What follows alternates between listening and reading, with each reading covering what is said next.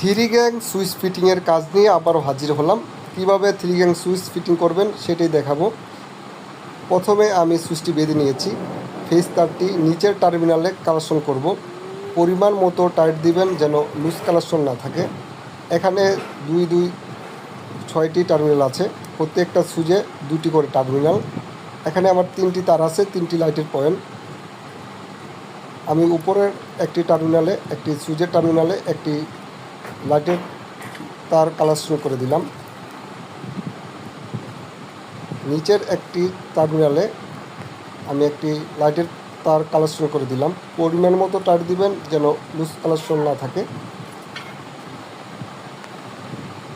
3 number সুইচের উপরের টার্মিনালে আমি আরেকটি তার কানেকশন করে দিলাম। যারা আমার ভিডিওটা দেখছেন তারা অবশ্যই আমাদের ফেসবুক পেজটি ফলো করবেন, আর ইউটিউব চ্যানেলে দেখে থাকলে চ্যানেলটি সাবস্ক্রাইব করবেন। এভাবে আপনারা থ্রি গ্যাং সুইচ কানেকশন